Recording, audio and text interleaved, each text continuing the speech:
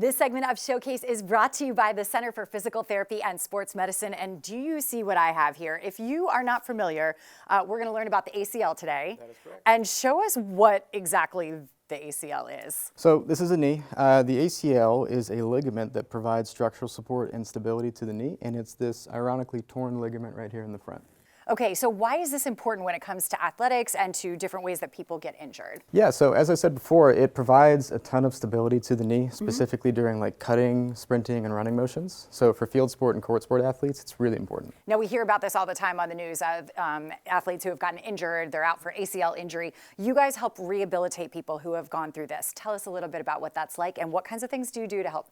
Yeah, so we work with folks who have had acute ACL injuries. We work with folks who have had chronic ACL injuries, but the initial goals for rehab are going to be restoring full knee range of motion, managing swelling, managing pain, and then over the long term, we're looking at developing quad and just lower extremity strength so they can return to sport. Excellent. Now, Caroline's going to do a demonstration with us, right, to be able to see how you do some of this. Tell us what we're doing here. Yeah, so this is an isometric knee extension test, and what we're looking to test is quad strength. So she's set up in this device called a Tendec, and that measures force output for the quad.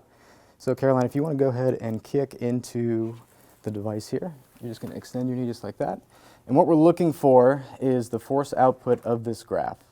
So this is something that we'll track over weeks and do serial testing with, and we're looking to see at least 80% symmetry, if not higher, when we're talking about things like return to running.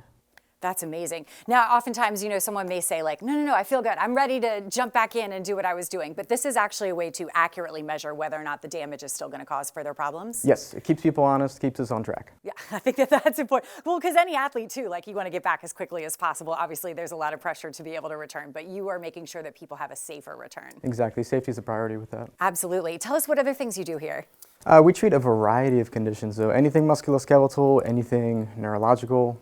Caroline was talking earlier about balance and vestibular stuff and concussion, so we see it all. What is the biggest challenge that you see when people come to not wanting to go to a rehabilitation center? Why do you think that is? There's a variety of reasons for that, but I think it's all about the connections that you make with people and just making sure that you guys are on the same page with respect to their goals and what they're expecting with therapy. And for someone who has never done this kind of therapy before, like what do they need to know ahead of time?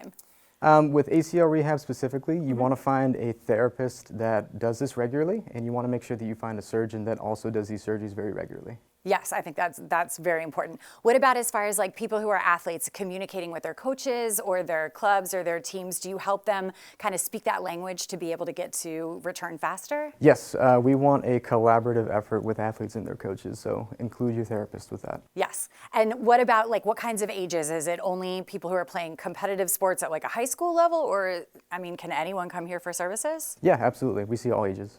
Excellent. Well, I think it's really fascinating. I didn't even know that you could do this kind of thing and be able to measure that accurately. Is this all new technology, and how do you guys keep up with that?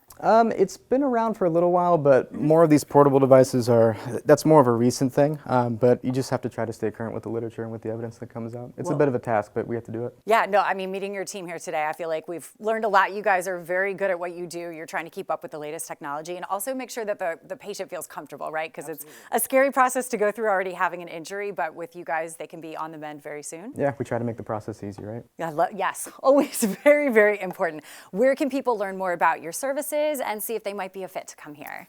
You can look us up online. Just search Center for Physical Therapy and Sports Medicine.